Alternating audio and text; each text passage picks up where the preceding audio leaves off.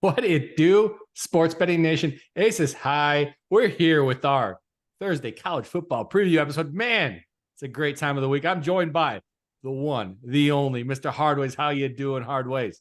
Aces, I am apoplectic. I know this is a college football show, but we can't not talk about the World Series. Good for the Texas Rangers. Congratulations to all the Texas fans, but I had a lot of money wrapped up in the Diamondbacks winning the World Series this year. So I hedged out a little bit, but I thought the D-backs could get it done. I don't know. I'm done. I can't do it. I can't do it. I'm upset. Well, you're still in the right mind because you called me by the correct name for the first time in the last few episodes here. Also, I want to say, how about those Rangers getting Mr. Scherzer? Like, what a move. Incredible. I am sorry for your bankroll. I'm sorry that it hit you hard, but we got college football and that's where you make your money anyways. That is where I make my money. So let's move on. Let's forget about it. I'm already looking at the schedule for next year and the odds. By the way, Braves to win the World Series plus 700. I'd jump on that now, my friend, if I were you. But moving on. College football. It was a wild week last week. We already talked about it on our show on Monday. We recapped a bunch of games. And I believe you were on the College Football Rundown podcast talking about some of the crazy stuff you saw this week. Right now, we are going into week 10. We have several games going on right now. Well, we had Tuesday Night MACtion started up already. We had 4 games. What were your thoughts on Tuesday Night MACtion this week? Well, we said it. I mean, defensive have come to show, except for Northern Illinois, who can score some points. And you mentioned how Central Michigan is kind of an outlier with their great offense too. So it was unfortunate that the Huskies did not come through with the win on Tuesday, but it was fun to watch that MACtion again. Toledo just handed Buffalo, a loss, and that was kind of expected, but that Toledo defense showed up like you were talking. Bowling Green, Ball State, again, a pretty good defensive stand compared to what we've had recently. I liked on Monday's episode how you mentioned that. Akron, Kent State, I was kind of sad that Kent State did not win. Put a little bit, not a full-size unit, but we talked about on Monday, putting a little bit on the dog. Kent State on the money line. They did not come through. Akron won that football game. They certainly did. And I feel like Tuesday night has woken up the MAC offenses. And so, yes, Buffalo and Toledo went under, but all 3 other games went over their totals, especially the low totals of 39.5 at Ball State, Bowling Green, and Kent State, Akron. That game in particular, 31-27. So I'm hoping that we get to see some fireworks in the MAC for the rest of the year. We'll have Tuesday night MACtion from now through week 13, I believe it is. Right now, we got TCU, Texas Tech, Wake Forest, and Duke. Wake Forest and Duke tied at halftime, 14 apiece. And then Troy and South Alabama. Looks like Troy just scored. Gunnar Watson passed to Chris Lewis for a touchdown there. Right now, Texas Tech up 20-7 over TCU. Actually, TCU just scored, my friend. TCU, it just updated. Yeah, it looks like it just updated. Who scored there for TCU? I didn't want. I just saw that they scored on the. I saw them actually kick the point after as we're recording this. Good for them. All right, so we've got plenty of games going on this week. Before we jump into our conference of the week, which will be the SEC, let's touch on a couple of Big Ten games. How's that sound? Could you pull up this? Well, you're already there. This week in college football, pull up our Big Ten page, and I heard you and the Madman Woj talking about it. Let's talk about it. Ohio State and Rutgers. This game, now the big thing about this game is Rutgers always plays Ohio State tough, or at least they have played Ohio State tough in years past, but we're looking at the game here. We've got Ohio State minus 20.5 at minus 118, and the total of 42.5. Kyle McCord, Travion Henderson, Marvin Harrison Jr. What are your thoughts on this Buckeyes team versus the Rutgers team? Well, I think the Buckeyes are going to take them down. The rankings came out for the college football playoffs. Hey, we're talking about the number quote. I got air quotes here. No one can see me. You can see the screen recording, though. Anybody that wants to watch on YouTube as we're doing this podcast, if you're listening to the podcast, you can head over to YouTube, watch us demo our platform. I'm looking at the number 1 air quotes team in the nation right here on our game preview page. Yeah, I don't like that minus 1,000. I think Ohio State's going to beat them, but why do you want to lay 1,000 just to put 100 back in your pocket? I don't see much on this. I think if you go somewhere with this one, you go with those totals, 42.5. You think Ohio State's just going to crush Rutgers? Well, you probably go with the over total because Ohio State offense is the one that's going to take over, I think, if that happens. The question is, does the ranking at number 1 motivate Ohio State, or do they get complacent? If it motivates them, they could put up 43 points on their own. If they get complacent, we could see another 20-7 affair in the Big Ten. Ohio State has not been nearly as dominant on offense as they have in years past. If you don't mind pulling up the game page here, yeah, there we go. So Rutgers plus 755 if you want. That's on PointsBet. Ohio State minus 1,042.5, and then 18.5 for the spread there. That could you pull up that 18.5 on the Ohio State minus 18.5? I'd love to see where that started and where that ended up, because I'm surprised that it's at 18.5. Well, we got BetMGM. They don't make a lot of moves. Let's go to Bet Rivers. If we got moves, it's probably at Bet Rivers. Yeah, there we go. Okay. So it has bounced around. Now, this isn't a huge, we are scaled in quite a bit, so it's not a huge movement there, but that 18.5 seems to be the main line spread on this. I do like that over. I might even think about that first half over. Maybe Ohio State lays off the gas, takes their foot off the gas pedal in the second half if they got a nice comfortable lead. So if we could pull up the first half over there, beautiful. You already got it. So 23, I mean, that's doable, right? 3 touchdowns and a field goal. If you can go into this 17-7 at halftime, boom, you're there already. Ohio State can certainly put up 17 points by themselves in half. Anything else on this game, Aces? No, you got me kind of interested in this, first half over. I kind of like that play because you were looking at the over, right? I was looking at that over. I like that 42.5, but that first half over, I'm just concerned. They let up a little bit in the second half, and you might not get that full game over. But 23, if Ohio State wants to come out and make a statement, I can see that over coming in the first half. I kind of like that. And I'm on our game page here. For anyone that can't see, I'm changing the totals to find alternate totals on this one alternate totals for the first half. We have DraftKings here. If you want to just give that hookup over 23.5, I pulled up the line movement on it. Yeah, it started out negative here at negative 110. Now we're getting plus money. So I think where I'd go, I just give up the hook and take that plus 102 versus the minus 110 at over 23. So, what's the difference between 1 point? It could be everything. Who knows? But in my opinion, it's a random outlier. 1 point, actually half a hook or half a point with a hook. I like that plus 102, and I like this bet you mentioned. I might have to chalk this one up, if not for being on DraftKings. Yeah, well, it is on DraftKings. If you're following along on YouTube, you can see where we've got it. It is on DraftKings. Unfortunately, Aces, that might rule you out. They don't really want your business. So let's move on, though. We're going to go over to the Pac-12. We would be remiss if we did not touch on at least one from the Conference of Champions, as the real Jay-Z would say. And I think we have to touch on USC and Washington. USC is the dog in this. It is at Los Angeles Memorial Coliseum, however. So it is at the Coliseum. USC is at home versus Washington. They're welcoming Washington in. Washington -3. Best lines for the money lines. This is where you might want to take a money line. -155 for Washington over on Caesar Sportsbook. If you want to back the Trojan, you can get them +1. Is it Trojan or Trojans? I can't remember which.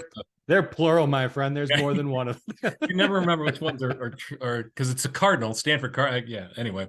So +130 to back the Trojans over on Bet Rivers Sportsbook. What are your thoughts on this game, Aces?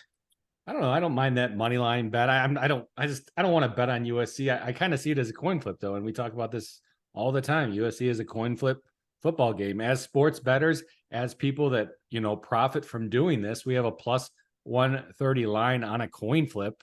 You take that, right? That's how you make profit going forward. So if that is how you see it, and you see it as a coin flip game, that +130 on the money line over there on Bet Rivers for USC is kind of sexy. But I don't know if I'm going to take it just because I think Washington is a phenomenal football team. I think I don't like the Pac-12 itself. I think Washington is very good, and I also think Oregon is very good in the Pac-12.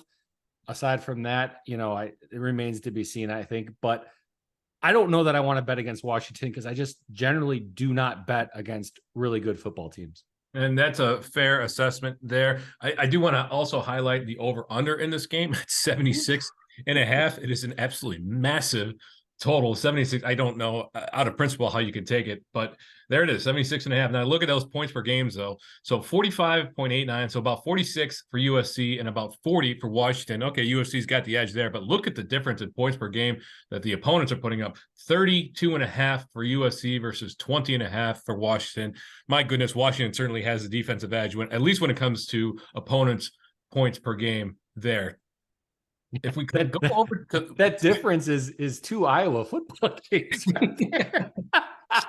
One way to look at it, for sure. Yeah, if we can kind of dig in a little bit on the matchup here, I'm not quite sure where I'm going with this. Now, I can't go over just because 77 it's just, we've talked about this in the past. When you have an over that's over 70, Teams come out slow. They're trying to feel each other out. They might run the ball a little bit, try to establish some tempo. You get a slow first quarter, it sets the tone for the entire game. You are behind the wall or behind the 8 ball already off the bat. So in terms of -155, that's not terrible. If you're taking the money line, I could see paying 1.5 on the Washington offense. I do think they're much better. Aces, could you pull up our player props page? I do want to touch on Michael Penix, though, because he is the starting quarterback for Washington. And if you figure that they're going to have to throw to keep up with USC, it's possible we can get some good options here on Michael Penix and his player props. So there we go. Passing touchdowns. Okay, so they're predicting 4 passing touchdowns for Michael Penix. Doesn't surprise me there. If you want to get over 3.5, -117 on Caesars, and their passing yards 369.5. That is just huge. Let's see what if you could just quick search. So for those who aren't watching, Aces just pulled up the USC versus Washington player props. He just searched Penix to get the props for him. And Aces, if you could just type in Caleb Williams or Caleb, whatever it is, so we can see. Just want to compare that there. Passing touchdown. So he's favored for 2.5 passing touchdowns, which is surprising. I thought it would be 3.5 there, and then 317.5 for the passing yards. So it is about 42 passing yards fewer for Caleb Williams there, but also they got him for 21.5 rushing yards, and he is favored to throw an interception, just FYI. Anything on the player props that catches your eye, Aces? Well, no, as we're looking at this, we're looking at, what you just mentioned about the fewer passing yards expected. I was over here on our detailed matchup page, and that's kind of what was catching my eye. It actually threw me off. I assumed that USC had, if I'm looking at offenses, I assume everything was going to be green on USC's favor. But as you can see it here, our system is showing you Washington actually has, as far as statistics, the better offense on the season. So it makes sense why we're seeing a little bit of a discrepancy here between Williams and Penix. I think that Penix has been playing. Caleb Williams, I would assume, you're in the NFL more than I am. I would assume he's favored to go higher in the draft than Mr. Caleb Williams would, should they both go out. I just think in college, Mr. Penix has proven to be a better, quarterback this year, more important to his team. He has a defense, so that does help out his case. But as far as the player props in this game, I don't want to go with either one of them, because it's just going to be one of those games where they score 100, or it's going to be one of those ones where they get 50 and the under comes in very easily. So player props in this game, I'm going to steer clear. That's fair. And while I would agree with your assessment in principle, the NFL tends to think that Caleb Williams is the favorite to be drafted higher than Michael Penix. In fact, I just pulled up DraftKings NFL draft #1 pick odds, and Caleb Williams at -360. So he's a big favorite to go #1 overall. Drake May from North Carolina at +250. And then behind them, Marvin Harrison, surprise there, wide receiver, to go #1 +2,000. Quinn Ewers from Texas +2,500. And there's Michael Penix also +2,500. Who the heck is Joe Alt? Any idea who that guy is? Joe Alt, like an alternate. We're going to put in an alternate here just to screw with everybody. I assume he's some defensive player. If I don't know who he is, he's probably a defensive player there. He's a lineman for the Irish, I believe. Thank you very much for that. Okay, let's move on. Our conference of the week is the SEC. We got a couple games that we want to highlight. We've got a lot of games. So we got Florida and Arkansas, Ole Miss, Texas A&M, Tennessee and Connecticut. Tennessee should roll Connecticut there. South Carolina, Jacksonville State, same situation there. But let's touch on, well, we don't want Vanderbilt and Auburn. I think all the SEC teams are in play this week. So not Mississippi State and Kentucky. How about Georgia and Missouri? Georgia and Missouri are two very good teams. Missouri 7-1. Georgia, obviously, 8-0. I think they're 8-0. Are they 8-0? Yeah, 8-0 there. They're undefeated. I know that. And it is at Sanford Stadium. So Georgia is at home. They are the favorite. No surprise there. -15, -700 if you want to back the Bulldogs there on the money line. +525 you can get on Missouri, or +15, -110 over on Caesar Sportsbook. Georgia no longer #1 in the nation, but can they cover over 2 touchdowns, Aces?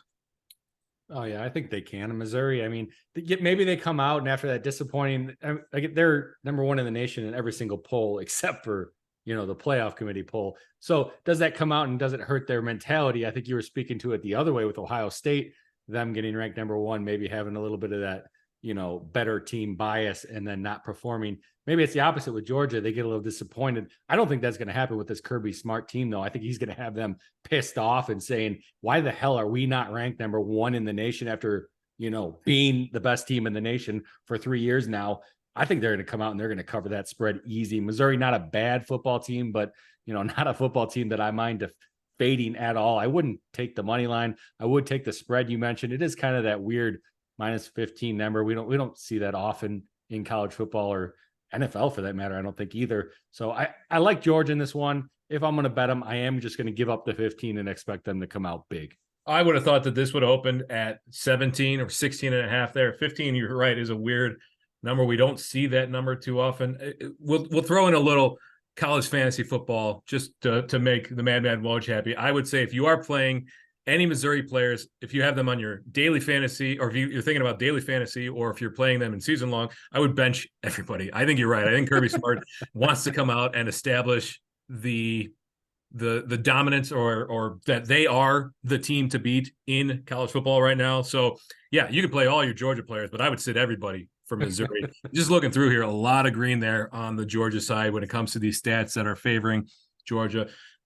I don't know how Georgia doesn't cover the spread. I see this as a 3-touchdown game. I think Missouri can put up a few points here, but the Georgia defense is just phenomenal, and the offense it looked like they didn't miss a beat there with Brock Bowers going out, and Lad McConkey has slipped right into that kind of underneath role. So for me, yeah, Georgia is the play. That's at 2:30 there on Saturday. The other one that we definitely want to touch on is the one that everybody's talking about, and that, of course, is LSU versus Alabama. Now, this one's going to have playoff implications for sure. Would you agree with that? Absolutely. I mean, whoever loses this football game is no longer in the playoff talk. Whoever wins it now elevates themselves. They won't be the top 4, I don't think. I don't think this gets them there, but it keeps them in the conversation and eliminates one of their opponents, obviously, for the playoff talk. I would agree with that wholeheartedly. This is at Bryant-Denny Stadium at 6:30, right? 6:45 there on Saturday. I'm a little surprised though. So Alabama's at home, but they're only a 3-point favorite in this. And if we talk about in the past, we've talked about how the bookmakers will often give 3 points for the home team, just as for the home for their home there. So that tells me that the bookmakers think Alabama and LSU are equal on a neutral field. Do you agree with that? 2-loss LSU versus 1-loss Alabama? I mean, I agree that that's what the bookmakers are telling us. They're saying that Alabama is a 0.5-point favorite in this game, essentially, with that Bryant-Denny Stadium. I think they give them 2.5 there at Bryant-Denny Stadium in a big game. That is, I don't know that I agree with it as far as the way it should be, though. I think Alabama maybe even is up there in the touchdown favorite. I think they're a better football team. LSU's not a football team I respect. I understand they have a great, phenomenal offense, and that seems to be how we judge, in my opinion, unfortunately, how we judge football teams, college football teams these days. And I understand that that's where LSU gets a lot of their props from, is that offense. But I just think that Alabama comes in. They've already lost. Remember when Texas came into Bryant-Denny Stadium and just took down Alabama? You think a Nick Saban coach football team is going to let that happen twice at their home field in a season? I would highly, highly doubt it. You cannot write off Nick Saban. As much as it looked like Alabama was struggling early in the year, they had 2 games, and again, Texas came in, they beat them, but Texas is a good team, right? I think. Let's say they're a good team. They're a good team. So Alabama looked like they're struggling, and then all of a sudden it clicked, and Monroe is the quarterback that they wanted, and they saw something in him, and the wide receivers stepped up, Burton and everybody else. So it is a team that has the second half here. I fully expect that Alabama is going to run the table and really be a contender when it comes to it's going to be, if they can win out and win the SEC championship or get to the SEC championship, it'd be tough not to keep them into the playoff conversation here. So for those who are watching, Aces has pulled up the detailed matchup here for Alabama versus LSU. Oh my goodness, look at that per game. Just the stats here, the green versus the red for Alabama versus LSU. So are we saying that LSU has, on the offensive side, they're that much better than Alabama? That's a bit of a surprise to me. Well, it's not to me. I kind of just actually talked about that exact fact. It doesn't surprise me at all. But again, that's just kind of how we perceive the better football team these days is, well, they have a phenomenal offense. They're scoring more points. Well, let's see if that comes to fruition when this Alabama team plays this LSU football team this weekend. My guess is no. But yes, I did expect that you would be seeing, because you got to remember too, we're over here on the team stats page. Most team stats, they're obviously offensive stats. So you're going to see a lot of green on LSU just because, they score so much. But what I like to look at, and we just looked at that Georgia team, actually, I'm always looking at PPA, which is kind of an advanced metric. You don't have to know exactly what it means, but 0.08 for the Alabama defense, that just shows you compared to that 0.25 for LSU defense. We actually just saw one of the best teams in the nation up there with Iowa at 0.03 in Georgia. So you're talking about Alabama. That's a really good defense. They can shut this offense down if anyone can. So it's kind of what I'm expecting out of this game. And if you do want to know what that stat means or what any of these advanced stats means, if you go to our This Week in College Football page available at sportsbettingintel.com for any of our subscribers and go to this detailed matchup, you can hover over, or any of the detailed matchups, you can hover over any of the advanced stats or any of the stats, and it'll tell you exactly what that metric means, what it's measuring, and what it means for looking to place sports bets. There's a phenomenal feature that is only available at sportsbettingintel.com. Aces, maybe you could scroll down. I do want to take a look at the money line, the spread, and the total for this one. I have not decided where my money's going on this one, but it is a game that I will be plugged in and sitting in front of the TV to watch. So if you want to back the LSU Tigers, you can get them at plus 140. The best line there is over at Bet Rivers. If you want to back Alabama, minus 155 over on Caesar Sportsbook. The spread we had mentioned, minus 2.5 to 3, depending on where you get it. Minus 2.5 at Bet Rivers for Alabama, plus 3 for LSU over at Caesars. And then the over-under, 61.5, it looks like is going to be the main line there. 61.5. Is that where you thought it would end up? It's hard to tell when they get in that 58 to 64 range. I expected it somewhere in there. Whether I expected it exactly at 61.5, I could not tell you. So yes, I expected a higher scoring affair. We just saw the LSU offense, even though Alabama, I do think, is going to shut them down compared to what they've done throughout the year. They could still score some points against this Alabama defense. They certainly can. I don't have any doubt. And to that end, let's pull up the player props for this game. Let's take a look at our friends Brian Thomas and Malik Nabers. Madman Love Wood. Love it. Malik Nabers, the two stellar wide receivers for LSU. And let's see where they're. I'm going to guess Brian Thomas 76.5 and Nabers, I'm going to guess 81.5 would be my guess. Let's see if we can find some of the main lines there. You know what? I'm way over, and well, not way over. That's Brian Thomas there. So 7, and that's probably to account for the Alabama defense, right? So 69.5. If you're not watching, 69.5 is the main line. Over under on receiving yards there for Brian Thomas, and then Malik Nabers. If you could find him, yep, easy enough there. And so it looks like scrolling through 89.5. Okay, so that is the main line there. So I was over on Brian Thomas and under on Malik Nabers there. So there you go. To be fair, that's you remember that it's somewhere between 89.5 and 95.5. So you were a little closer than what it would seem like from this underline. So yeah, there you go. Anybody that you want to look at? I mean, the wide receivers for Alabama are a bit of a revolving door. There's nobody that I would really trust to throw into or to throw some money at on the props there. And then LSU Diggs is kind of the workhorse, but they also have plenty of other guys behind him. So I would say the only other thing to look at is just Jaden Daniels and his lines. Well, we're going to be looking at some big numbers there, is my guess, with Mr. Jalen Daniels, because he can sling the rock. Let me tell you. What do you want to look at? Passing touchdowns For starters, yeah. And yeah, it looks like 2.5 over under 2. Oh, so okay, so it's even shaded there to under. So it's under. Okay, so sorry, I'm a little all over the place. For those who aren't watching, it looks like over 2.5 at plus 118. So you get plus money on over 2.5. Under 2.5 minus 163. You got to pay a little bit there to get the under, and then over 3.5.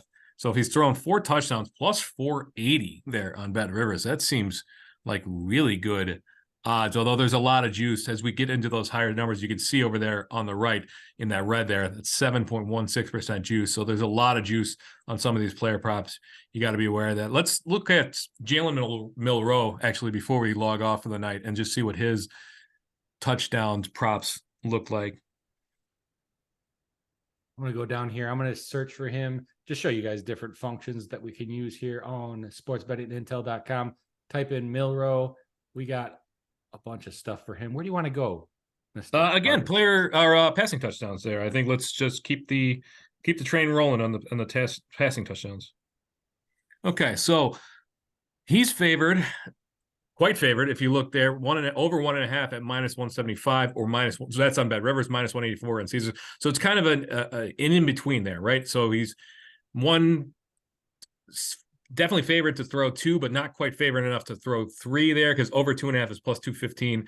Over on Bet Rivers, under 2.5 is -295. That's a bit narrower than I would have thought there. Yeah, so they do have a pretty good running game there too, there for Alabama. So I'm going to be digging into more of these player props. This is a game that you can certainly build some stuff around. The game in general is a fun one to watch. That's going to do it for us tonight, though, unless there's anybody else you want to look at, Aces, for this game or any other games. You know what? I'm going to head over here to the NCAA football top player props. Let's check out our favorites only on the season, which is the real Jay-Z. The real Jay-Z. And we had Jaden Daniels, actually. We could have looked at his player props here from this feature we have in popular NCAA football player props. We could have looked at Jalen Daniels there, but let's check out actually Graham Mertz. That's my boy. But KJ Jefferson, I want to check out his interception. You knew it. You knew it. Yeah. Oh, here we go. All right, let's see. Where we got over a half.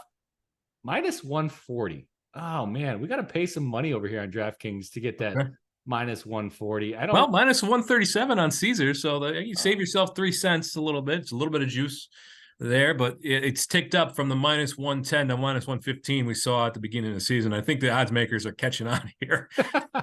Our KJ Jefferson love, as it were. Yeah, I've been hitting them a little bit too hard on that. They had to adjust the lines to make sure I don't come in hard and heavy again. But, I just want to show off NCAA football player props. You can get to it from the popular tab if you want. Head over there. You can favorite your own players. Right now, I have it limited to the favorites. Let's say we want Dylan Gabriel. We can click favorite. Then on the same computer you're on throughout however long you use our program, it'll stay here and you can just filter by the players you want.